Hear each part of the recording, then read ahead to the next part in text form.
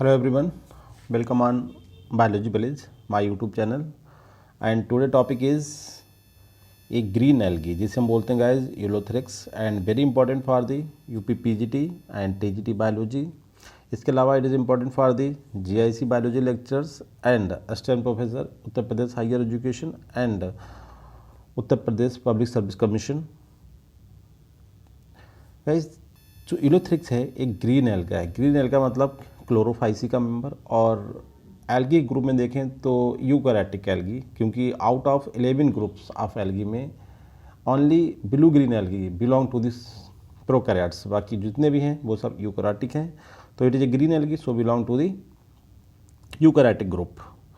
तो guys theory के lecture से पहले कुछ 20 very important multiple choice question जो कि इसके जनरल अकाउंट जिसे कहना है जनरल बिहेवियर, बिल्कुल रिप्रोडक्टिव वाला पार्ट मैंने छोड़ दिया. जो जनरल आइडियाज़ है अबाउट द यूलोथ्रिक्स उसके बारे में हम डिस्कस करेंगे. 20 इंपॉर्टेंट क्वेश्चन. सबसे पहले हम इसके स्ट्रक्चर को देख लें किस तरीके का दिखता है. ये देख सकते हैं, इससे आइडिया हो गया कि ये फिलामेंटस अनब्रांच्ड ग्रीन एल्गा है, जो एक अपर साइड में एपिकल सेल होती है और नीचे की तरफ बेसल सेल होती है, जो कि इसे अटैचमेंट में मदद करती है. So it is known as hold fast. और इसी तरीके से इट क्रिएट पोलरिटी कि एक अपर साइड में एपिकल सेल और नीचे की तरफ बेसल सेल. इसके अलावा एक सिंगल सेल की अगर हम इसके बात करेंगे तो इसमें क्लोरोप्लास्ट होता है, न्यूक्लियस होता है, साइटोप्लाज्म होता है, पैरिनोइड्स होता है और सेल वॉल होती है. सेल वॉल भी डबल मेम्ब्रेन होती है गाइस. और देखते हैं, बहुत ही सिंपल सा डिस्क्रिप्शन है अबाउट दी 20 क्वेश्चंस. तो सबसे पहले हम बात करते हैं कि the common name of green alga Ulothrix. तो पहले तो ग्रीन एल्गा यूलोथ्रिक्स है ना, ग्रीन है. ग्रीन का मतलब क्या होता है कि इसमें जो chlorophyll A, B, carotenoids and xanthophyll type के पिगमेंट प्रेजेंट होते हैं. So it is a green. तो इसे कॉमनली हम बोलते हैं pond silk, pond wool, white scroll alga and sweet meat. तो इससे पहले हमने आपको पढ़ाया था एक बहुत ही रेयर एल्गा जैसे बोलते थे पेडाइना. पेडाइना को हमने आपको बताया था वाइट स्क्रोल बोलते हैं, स्वीट मीट बोलते हैं. और पॉन्ड सिल्क आपने जानते होंगे कि बहुत ही कॉमन सा नाम है, स्पायरो वगैरह को हम बोलते हैं तालाब का रेशम. अब बचा है एक सिंगल सा ऑप्शन पॉन्ड बूल. तो गाइज जो यूलोथ्रिक्स का कॉमन नेम बनता है वो बोलता है ऑप्शन बी पॉन्ड बूल, मतलब तालाब की ऊन जिसे हिंदी में बोलते हैं. तो pond wool is a common name of Ulothrix, that is a green alga. Question number second में बात करेंगे यूलोथ्रिक्स इज ए. यूलोथ्रिक्स क्या है? Green alga, blue green alga, brown alga, prokaryotic alga. Guys देखिए यहाँ पे क्लियर है कि प्रोकैरियोटिक तो नहीं है क्योंकि साइनोबैक्टीरिया नहीं है. ब्लू ग्रीन एल्गी नहीं है. दूसरा तो ब्लू ग्रीन एल्गी की बात करें ये भी हटा सकते हैं. ब्राउन एल्गा नहीं है, फ्यूफाइसी का मेंबर नहीं. ये कैसा है गाइस? ग्रीन एल्गा है. तो सिंपल से करेक्ट आंसर आपका बी. क्वेश्चन नंबर थर्ड में बात करेंगे which are the following best explain the evolution of sexual reproduction in the algae. देखिए एल्गी में जो हम यूकैरियोटिक एल्गी में बात करें तो क्लोरोफाइटा सबसे पहले आता है. और जो सेक्सुअल रिप्रोडक्शन का जो एवोल्यूशन हुआ है, इसके जो साक्ष्य से बोलते हैं जिन्हें एविडेंस, सबसे पहले कहाँ से मिले कि एल्गी में सेक्सुअल रिप्रोडक्शन होता है. इसका सबसे प्रिमिटिव जो एग्जांपल्स है, सबसे प्रिमिटिव टाइप का जो रिपोर्ट है वो आपको मिलती है ग्रीन एल्गी से. और ग्रीन एल्गी इसमें से अगर हम बात करें तो स्पायरोगायरा, क्लेमाइडोमोनास, यूलोथ्रिक्स, क्लोरेला, बहुत सारे इसमें ग्रीन एल्गी. अब किस ग्रीन पार्टिकुलर हम बात करें कौन से ग्रीन एल्गी ने सबसे पहले एवोल्यूशन के एविडेंस मिले कि वो सेक्सुअल रिप्रोडक्शन यहाँ से स्टार्ट होता है, तो इसका करेक्ट आंसर है Ulothrix. Ulothrix is the green alga which best explain the evolution of sexual reproduction algae. इसका मतलब हुआ कि जो जितने भी एल्गी हैं यूकैरियोटिक एल्गी, उनमें जो सेक्सुअल रिप्रोडक्शन का स्टार्ट हुआ उनका सबसे पहले जो एविडेंस मिलता है, जो साक्ष्य मिलता है, वो आपको यूलोथ्रिक्स मिलता है. यूलोथ्रिक्स खुद में एक ग्रीन एल्गा जो स्पायरोगायरा, क्लेमाइडोमोनास की तरह ही है, बट सबसे पहले की बात करें तो पार्टिकुलर वन तो यूलोथ्रिक्स. करेक्ट आंसर आपका सी. क्वेश्चन नंबर 4 में बात करते हैं फिलामेंट्स ऑफ यूलोथ्रिक्स इज. जो यूलोथ्रिक्स के फिलामेंट्स हैं वो कैसे होते हैं? तो आपने देखा है कि सिंपल सा होता है, कोई भी इसमें ब्रांचिंग नहीं होती है. तो इसमें ग्रेडल का कोई मतलब नहीं है. Branched, break, unbranched, all of the. देखिए जो फिलामेंट्स हैं वो इसका गाइज सिंपल सा आपका अनब्रांच है. करेक्ट आंसर आपका डी, कोई भी ब्रांचिंग नहीं होती है. क्वेश्चन नंबर 5 में बात करते हैं कि Ulothrix is a green alga because, मतलब यूलोथ्रिक्स ग्रीन एल्गा है ये क्यों है? इसका सिंपल सा एग्जांपल होता है कि इट हैज सिंगल क्लोरोप्लास्ट इसलिए, या फिर इट हैज सिंगल न्यूक्लियस इसलिए, it has cell wall, it has chlorophyll A, chlorophyll B, carotene and xanthophyll. Guys देखिए जो मेन पिगमेंट हैं जो किसी को ग्रीन बनाते हैं वो होते हैं क्लोरोफिल ए और बी. आपने देखा होगा कि साइनोबैक्टीरिया जो थे आपके ब्लू ग्रीन, उसमें क्लोरोफिल बी बिल्कुल एब्सेंट था, इसलिए हमने कहा ब्लू ग्रीन एल्गी बोला. उन्होंने ब्लू के साथ ग्रीन के साथ ब्लू भी ऐड कर दिया था. अगर क्लोरोफिल बी वहाँ प्रेजेंट होता तो वो ग्रीन एल्गी होते उसमें, क्योंकि जितने भी आपके साइनोबैक्टीरियाज हैं उनमें सब में क्लोरोफिल बी एब्सेंट होता है, कंप्लीटली एब्सेंट होता है. और चूँकि क्लोरोफिल ए जो है वो यूनिवर्सल प्रेजेंस है आल्काइन, चाहे वो साइनोबैक्टीरिया हो चाहे सिंपल बैक्टीरिया हो, सॉरी एल्गी हो, चाहे ब्लू ग्रीन एल्गी हो चाहे एल्गी, उसमें क्लोरोफिल ए तो यूनिवर्सल प्रेजेंस है। तो जो क्लोरोफिल की बात करते हैं तो उसमें आपका chlorophyll A, chlorophyll B, carotene और जेंथोफिल जिस ऑर्गेने में प्रेजेंट होता है उन्हें हम ग्रीन बोलते हैं, ग्रीन एल्गी, ग्रीन प्लांट्स। ठीक है गाइस, तो करेक्ट आंसर आपका होता है डी।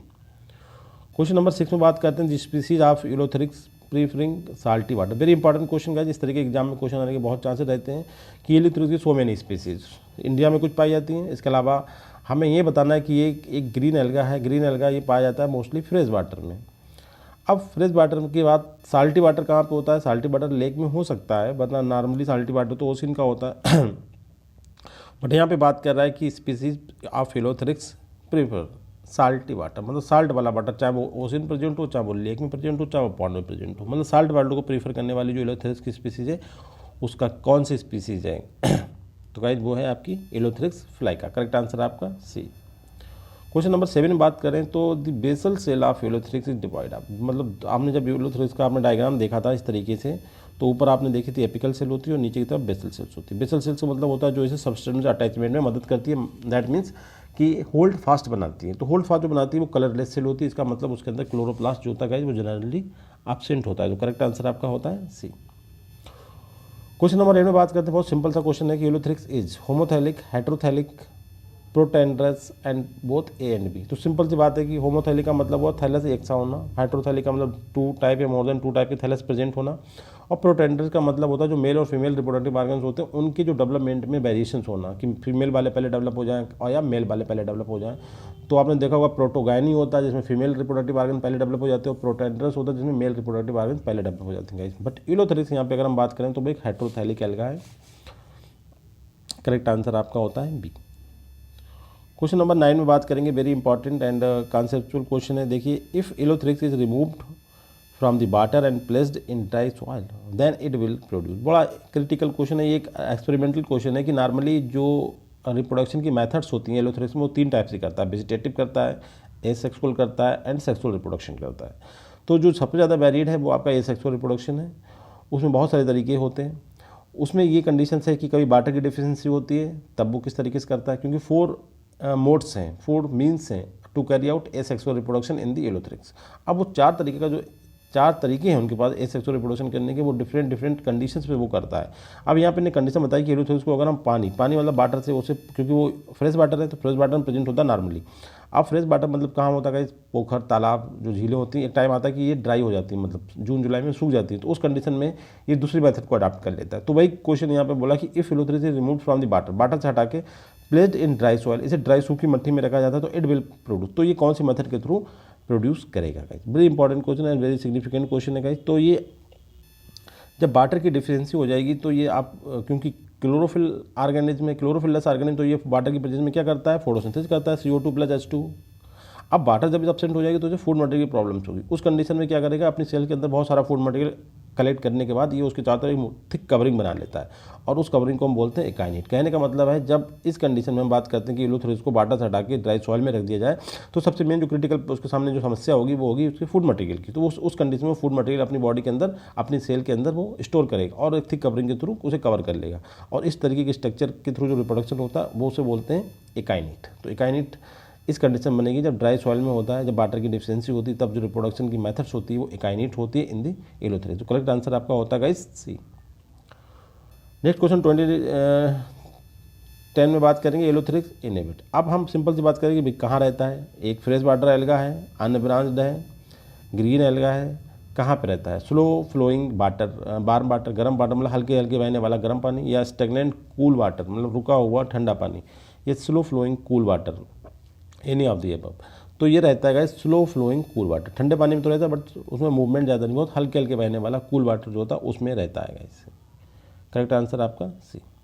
क्वेश्चन नंबर 11 बात करते हैं सेल ऑफ यूलोथेरिक्स। जो यूलोथेरिक्स की जो सेल्स होती हैं वो कैसी होती हैं? आपने अभी देखा बिल्कुल कि इस तरीके से हम बना रहे थे। तो ये कौन सी सब होती है? ये होती है आपकी सिलेंड्रिकल्स। इस तरीके से आप देख रहे हैं ऐसे करके, दूसरी सेल ऐड हो रही है इसके ऊपर। आप इसे सही से इसकी देखें स्ट्रक्चर को, जो मैंने आपका पिक्चर लगाया है पहले। तो गाइस ये जो सेल्स होती हैं इसकी यूलोथेरिक्स, इन सेल से मीनिंग ये भी है कि जो आपकी बेसल सेल और एपिकल सेल को छोड़ने के बाद जो बीच की सेल बनती हैं जिन्हें वेजिटेटिव सेल्स बोलते हैं, उन सेल्स की बात करें, क्योंकि मल्टी सेलुलर अलगा है, इसमें एपिकल सेल होती है, बेसल सेल होती है, और इसके बीच में बहुत सारी सेल्स वेजिटेटिव सेल्स होती हैं। जो वेजिटेटिव सेल की शेप होती है उनकी बात कर रहा है कि सेल्स ऑफ यूलोथेरिक्स, वो तो स्पेसिफाई हो जाती है एपिकल सेल या बेसल सेल। उसके बाद जो सेल बनती है दोनों के बीच में इंटरकैलारी सेल्स, इन्हें हम बोलते हैं vegetative cells, that's are cylindrical guys. तो करेक्ट आंसर आपका होता है सी। क्वेश्चन नंबर 12 में बात करते हैं why Ulothrix is not considered a linear colony of cells. देखिए कॉलोनी का मतलब होता है कि ये फिलामेंटस अलगा होता है, अनब्रांच्ड होता है, मल्टी सेलुलर होता है, और ये कॉलोनी जैसे पामेला स्टेज बना देता है, एक टाइम में से आता है, एसेक्सुअल रिप्रोडक्शन के दौरान ये पामेला स्टेज का फॉर्मेशन करता है, मतलब कॉलोनी बनाता है। बट फिर भी हम कहते हैं यूलोथेरिक्स ग्रुप में रहता है, और इसकी कॉलोनी को हम लीनियर कॉलोनी नहीं कहते। ऐसा क्यों है? तो लीनियर कॉलोनी का मतलब होता है जो आपकी ग्रीन एल्गी हैं और जो आपके हायर प्लांट्स हैं जिन्हें हम जिम्नोस्पर्म एंजियोस्पर्म नॉर्मली बोलते हैं, तो ऐसा कहा जाता है कि इन दोनों के जो एंसेस्टर्स हैं वो सिमिलर है। अब एंसेस्टर सिमिलर होने की जो बात आई गाइस, कुछ ऐसे एविडेंस हमें मिले हैं जिससे हम ये कह सकते हैं कि आपका ग्रीन एल्गी और हायर प्लांट्स सिमिलरिटी शो करते हैं। तो on behalf of the factors this both show similarity, तो उसमें सबसे इंपॉर्टेंट फैक्टर है कि प्लाज्मोडेस्माटा की प्रेजेंस भी एक बहुत ही सिग्निफिकेंट मतलब similarity between the green algae and the green higher plants के बीच में। तो कहने का मतलब है इनकी कॉलोनी को हम लीनियर कॉलोनी इसलिए नहीं बोलते हैं क्योंकि हर एक सेल जो होती है इनके प्लाज्मोडेस्मेटल कनेक्शन के थ्रू संबंधित होती है, एक दूसरे से एसोसिएशन रखती है। तो गाइस तो इसकी सबसे मेन वजह है कि इसमें लीनियर कॉलोनी नहीं बोलते हैं क्योंकि इनकी जो सेल्स होती हैं वो एक दूसरे से प्लाज्मोडेस्माटा के थ्रू अटैच होती हैं। काफ़ी इंपॉर्टेंट क्वेश्चन है क्वेश्चन नंबर 13। एसेक्सुअल रिप्रोडक्शन के दौरान यूलोथेरिक्स में एक स्टेज बनती है जिसे हम बोलते हैं पामेला स्टेज। तो पामेला स्टेज इसे क्यों कहा जाता है? कह रहा है कि किसी लेडी के नाम पे है जिसने इसे डिस्कवर किया हो। स्लाइम मोल्ड्स एक टाइप के ऑर्गेनिज्म होते हैं। एल्गी किसी एल्गी के नाम पे कहते हैं। साइंटिस्ट किसी साइंटिस्ट के नाम पे। तो गाइस इसका जो करेक्ट आंसर है वो एल्गी के नाम पे, क्योंकि जो जब ये एसेक्सुअल रिप्रोडक्शन करता है तो उस टाइम एक जो कॉलोनी बनती है उसे हम पामेला स्टेज बोलते हैं। उसमें बहुत सारी जो इसके रिप्रोडक्टिव यूनिट्स होती हैं वो एक मटेरियल में इंगेज होते हैं, तो एक कॉलोनी बनती है, एक स्टेज, उसे हम बोलते हैं पामेला स्टेज। तो कहने का मीनिंग ये जो उस समय की जो आकृति होती है, जो स्ट्रक्चर होती है, वो एक डिफरेंट एल्गा जिसे हम बोलते हैं पामेला उसकी तरह लगती है, तो इसके बिहार पे हम इसे बोलते हैं पामेला स्टेज। तो करेक्ट आंसर होता है कि इसका नाम जो लिया गया दूसरे एल्गी से सिमिलरिटी शो करने के बिहार पे लिया, मतलब during the asexual reproduction in Ulothrix एक स्टेज बनती है जिसे हम पामेला स्टेज बोलते हैं। ये स्टेज ऐसी लगती है, एक स्ट्रक्चर बनाता है जिसे हम पामेला स्टेज बोलते हैं, क्योंकि वो स्ट्रक्चर एक अनदर एल्गी जैसे कि सिमिलरिटी शो करती है जिसका नाम है पामेला। तो ये इसलिए कहा जाता है। तो कहने का मतलब है जो करेक्ट आंसर है वो आपका है सी, एल्गी की तरह, जिसमें बहुत सारे इमोबाइल नॉन फ्लैजेलेटेड जो इंडिविजुअल्स होते हैं वो एक कॉलोनी के फॉर्म में रहते हैं। देखिए ये होता है आपका एक्चुअल पामेला स्टेज। इसमें बहुत सारे आपके एमार्फस मतलब एक सॉलिड थोड़ा सेमी सॉलिड टाइप की कॉलोनी जिसमें इनडेफिनिट नंबर ऑफ स्पोर्स रहते हैं, काउंटेबल नंबर नहीं, अनकाउंटेबल नंबर होती है। और डिवीजन ऑफ जो प्रोटोप्लास्ट का होता है वो अल्टीमेटली डिवाइड होना शुरू हो जाता है कंटिन्यूसली। और इसके अलावा पामेला स्टेज का जो कॉन्सेप्ट है आपका यूलोथेरिक्स के अलावा दूसरा ग्रीन एल्गा जिसे हम बोलते हैं क्लेमाइडोमोनास, वहाँ भी रिपोर्ट करता है, मतलब वहाँ भी पाई जाती है पामेला स्टेज। क्वेश्चन नंबर 14 में बात करते हैं लिथोफाइटिक स्पीसीज ऑफ यूलोथेरिक्स। इससे पहले आया था कि साल्ट वाटर में कौन सी स्पीसीज पाई जाती है, तो हमने आपको बता दिया फ्लेका पाई जाती है। तो फ्लेका तो यहाँ पे बिल्कुल हटा दें क्योंकि वो तो साल्ट वाटर में पाई जाती है। अब ये कह रहा है लिथोफाइटिक मतलब जो चट्टान वगैरह रॉक्स वगैरह होती हैं उनके ऊपर यूलोथेरिक्स की एक स्पीसीज पाई जाती है। Normally it is fresh water alga, but कुछ स्पीसीज होती हैं जो लिथोफाइटिक होती हैं, तो आपकी वो स्पीसीज है इम्प्लेक्सा, यूलोथेरिक्स इम्प्लेक्सा। करेक्ट आंसर आपका होता है गाइस यहाँ 14 के केस में ए। अब हम बात करते हैं क्वेश्चन नंबर 15 में one celled sporophyte are found in. Very important and बहुत ज़्यादा कॉन्सेप्चुअल क्वेश्चन है गाइस कि एक सेल वाला स्पोरोफाइट कहाँ पाया जाता है। यूलोथेरिक्स जो कि एक एल्गा होता है जिसे हम स्टडी कर रहे हैं, इसके बाद रिक्सिया जो कि ब्रायोफाइट है, मॉस जो कि ब्रायोफाइट का ग्रुप है, दो टाइप के ब्रायोफाइट होते हैं, मॉस और लिबरवर्ट्स, और तीसरा होता है फर्न होता है ट्रेडोफाइट्स। तो वन सेल्ड स्पोरोफाइट का मीनिंग होता है कि जो मेन अवस्था होती है लोअर प्लांट्स में, एल्गी हम पढ़ रहे हैं, एल्गी है आपका लोअर प्लांट्स, फंजाई भी लोअर प्लांट्स हैं, और इन्हें दूसरे तरीके से कहें तो ये एम्ब्रियोफाइटा है। अब सॉरी ये थैलोफाइटा है, आपका एल्गी और फंजाई कौन है, थैलोफाइटा है, और बाकी जो आपके ब्रायोफाइट, ट्रेडोफाइट, जिम्नोस्पर्म्स एंड एंजियोस्पर्म्स ये होते हैं, ये आपके होते हैं एम्ब्रियोफाइटा। इसमें एम्ब्रियो बनता है, इसमें एम्ब्रियो नहीं बनता है। तो कहने का मतलब ये कि जो एक सिंगल सेल्ड का स्पोरोफाइट, और जो मेन प्लांट बॉडी होती है लोअर प्लांट में वो कहलाती है गैमेटोफाइट, और हायर प्लांट में मेन प्लांट बॉडी कहलाती है स्पोरोफाइट। अब हम पढ़ रहे हैं लोअर प्लांट का मतलब वो एल्गी और फंजाई, हम पढ़ रहे हैं एल्गी। तो वन सेल्ड स्पोरोफाइट का मतलब होता है कि जो डिप्लाइड, क्योंकि स्पोरोफाइट जो होता है नॉर्मली डिप्लाइड स्ट्रक्चर होता है और अप्लाइड स्ट्रक्चर होती है आपकी गैमेटोफाइट। तो यहाँ पे जो मेन प्लांट बॉडी होती है वो अप्लाइड होती है जिसे हम गैमेटोफाइट बोलते हैं एल्गी में, और जो इनके पास स्पोरोफाइट होता है वो केवल एक सिंगल सेल्ड स्ट्रक्चर होता है जिसे हम जाइगोट बोलते हैं। कहने का मतलब होता है इन केस ऑफ नॉन एम्ब्रोफाइटा या इन केस ऑफ थैलोफाइटा के केस में जो स्पोरोफाइट होता है क्योंकि हर एक जो भी लाइफ है, जो भी ऑर्गेनिज्म हैं, जो भी प्लांट्स हैं, उनमें दोनों स्टेज होती हैं, गैमेटोफाइट भी होती है और स्पोरोफाइट भी होती है। ये बात अलग है, किसी में जो मेन डोमिनेंट स्टेज होती है वो स्पोरोफाइट है और कुछ में जो मेन डोमिनेंट स्टेज है वो गैमेटोफाइट है। तो इसमें सिंपल सा इसका आंसर होता है कि जो लोअर प्लांट्स हैं उनमें मेन स्टेज जो होती है वो गैमेटोफाइट कहलाती है, जो हैप्लाइड होती है, और जो हायर प्लांट होते हैं उनमें मेन स्टेज आपकी होती है स्पोरोफाइट, जो कि डिप्लाइड होती है। अब हम पढ़ रहे हैं लोअर प्लांट एल्गी, तो कह रहा है कि वन सेल्ड स्पोरोफाइट, मतलब इसका मतलब एल्गी में भी स्पोरोफाइट पाया जाता है। अब हमें दिखता तो नहीं है, तो इस एल्गी में जो स्पोरोफाइट होता है वो रिप्रेजेंट किया जाता है जाइगोट के थ्रू, और जाइगोट एक डिप्लाइड स्ट्रक्चर होता है। तो कहानी खत्म हो गई, क्योंकि स्पोरोफाइट हमेशा जो होता है डिप्लाइड होता है, मोस्ट ऑफ द केसेस में डिप्लाइड होता है। तो यहाँ पे जो डिप्लाइड स्ट्रक्चर होती है वो जाइगोट होता है, और जाइगोट वैसे कैसा होता है, सिंगल सेल्ड होता है, और ये वाली कंडीशन पाई जाती है जबकि एल्गी और फंजाई में। तो यहाँ पे जितने भी आपके आंसर्स हैं उसमें आपके एल्गी में इलोथ्रिक्स दिया हुआ है और फंजाई कोई दिया हुआ नहीं, तो करेक्ट आंसर गाइज आपका होता है इलोथ्रिक्स। कहने का मतलब है इन एल्गी में जो स्पोरोफाइट होता है वो सिंगल सेल्ड स्ट्रक्चर जिसका नाम होता है जाइगोट, उसके थ्रू रिप्रेजेंट की जाती है। बस आंसर आपका होता है गाइज ए। क्वेश्चन नंबर 16 में हम बात करेंगे, काफ़ी इंपॉर्टेंट क्वेश्चन था गाइस, ध्यान से देखें। हाउ मेनी क्लोरोप्लास्ट आकर इन इलोथ्रिक्स, एक इलोथ्रिक्स की सेल में कितने क्लोरोप्लास्ट होते हैं, और उनकी शेप भी साथ में दिया है कि 1 होता है ग्रेडल शिफ्ट, 2 होते हैं स्टार शिफ्ट, 3 होते हैं ग्रेडल शिफ्ट, और बाइफिलेटेड जूस पोर्स। तो यहाँ पे तो खैर ये वाला ऑप्शन तो बनता ही नहीं है कि जूस पोर कैसे हो जाए, क्लोरोप्लास्ट कितने क्लोरोप्लास्ट हो जाए, क्लोरोप्लास्ट का नंबर पूछ रहा है, बट इसमें आंसर में आपके शेपिंग की बात भी कर दी है। तो एक सेल में एक क्लोरोप्लास्ट होता है या एक से ज़्यादा क्लोरोप्लास्ट होते हैं। करेक्ट आंसर है आपका एक ही क्लोरोप्लास्ट होता है, और वो कैसा होता है, ग्रेडल शेप्ड होता है, इस तरीके से ग्रेडल। करेक्ट आंसर आपका ए होता है। क्वेश्चन नंबर 17 में हम बात करते हैं, वेरी इंपॉर्टेंट क्वेश्चन है कि बहुत सारी मोड्स ऑफ रिप्रोडक्शन होती हैं इलोथ्रिक्स में, जिसमें से एक मेथड आपकी पार्थेनोजेनेसिस भी है। यू नो बेटर दैट कि पार्थेनोजेनेसिस एक ऐसी मेथड्स होती है रिप्रोडक्शन की जिसमें कोई एक ही इंडिविजुअल्स विदाउट, बहुत सारी ऐसी इवेंट होती है जैसे हम कहते हैं फर्टिलाइजेशन या मियोसिस, इनको छोड़ता हुआ, इनको डिवाइड करता हुआ न्यू ऑफ स्प्रिंग्स को बना दे। दूसरी इंपॉर्टेंट, सबसे इंपॉर्टेंट जो अहम बात है वो है कि अपने किसी एक ही मेंबर के अंदर ही कैपेबिलिटी होती है, स्पेशली सो फीमेल वाला पार्ट होता है अगर एनिमल की बात करें, बट हम यहाँ पे एल्गी पढ़ रहे हैं। एल्गी का मतलब आप समझ सकते हैं कि parthenogenesis in case of algae ये है कि एक जो एल्गी है, जो इंडिविजुअल्स है, वो अपने आप में कैपेबल है, उसे किसी तरीके का किसी से फ्यूजन करने की जरूरत नहीं, किसी से कोई एसोसिएशन बनाने की जरूरत नहीं, वो खुद में कैपेबल है टू प्रोड्यूस देयर ऑफस्प्रिंग्स। उस मेथड को हम बोलते हैं पार्थेनोजेनेसिस। पार्थेनोजेनेसिस स्पेसिफिकली जो चीज़ें नहीं इन्वॉल्व करता वो है मियोसिस, वो है फर्टिलाइजेशन। तो इस तरीके की जो मेथड्स होती है उसे हम पार्थेनोजेनेसिस बोलते हैं। वो कह रहा है parthenogenesis in Ulothrix forms a resting structure. Resting structure मतलब कि बनने के बाद कुछ टाइम रेस्ट करती है, देन जर्मिनेट होकर नया फिलामेंट बनाती है। तो पार्थेनोजेनेसिस के दौरान जो स्ट्रक्चर बनती है उसका क्या नाम होता है, तो zygospore, a zygospore, hypnospores and zoospore. देखिए जूस्पोर्स बन चुके हैं, हिप्नोस्पोर भी बन चुके हैं, जाइगोस्पोर भी बन चुके हैं, जाइगोट में जब डबो होता है डिवीजन सिंपल, ये दो चीज़ें हैं। मगर ए जाइगोस्पोर की जो स्ट्रक्चर होती है गाइस वो आपने अभी तक देखी है कि वो नहीं होती नॉर्मली। तो करेक्ट आंसर आपका होता है हिप्नोस्पोर्स। 17 की बात करें तो 17 में जो करेक्ट आंसर है वो आपका ए जाइगोस्पोर्स है। तो पार्थेनोजेनेसिस के थ्रू जब इलोथ्रिक्स रिप्रोडक्शन करता है तो उसमें जो रेस्टिंग स्ट्रक्चर बनती है, जो रिप्रोडक्टिव बॉडी बनती है, उसका नाम होता है ए जाइगोस्पोर। करेक्ट आंसर आपका गाइस बी।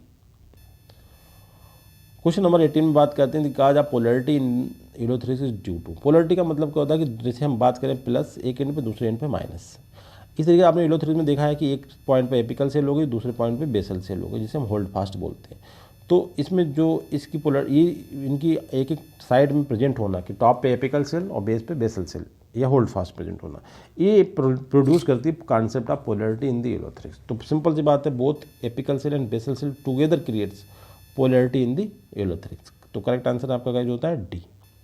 क्वेश्चन नंबर 19 में हम बात करते हैं इलोथ्रिक्स। सिंपल सी बात है, इलोथ्रिक्स क्या है। कॉलोनियल एल्गा, कॉलोनी तो नहीं बनाता है।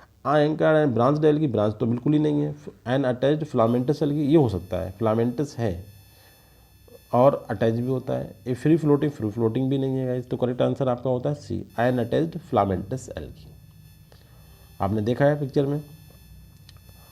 क्वेश्चन नंबर 20 में बात करते हैं जी होल्ड फास्ट। होल्ड फास्ट का मतलब होता है इसकी जो बेसल सेल होती है, जो ये इसका थैलस है, इसकी जो नीचे वाली सेल होती है, इसे बोलते हैं होल्ड फास्ट या basal cell.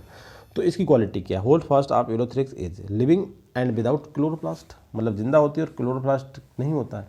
Living and without nucleus, nucleus नहीं होता, लिविंग होती है। नॉन लिविंग विदाउट क्लोरोप्लास्ट, ना तो जिंदा है और ना ही उसमें क्लोरोप्लास्ट है।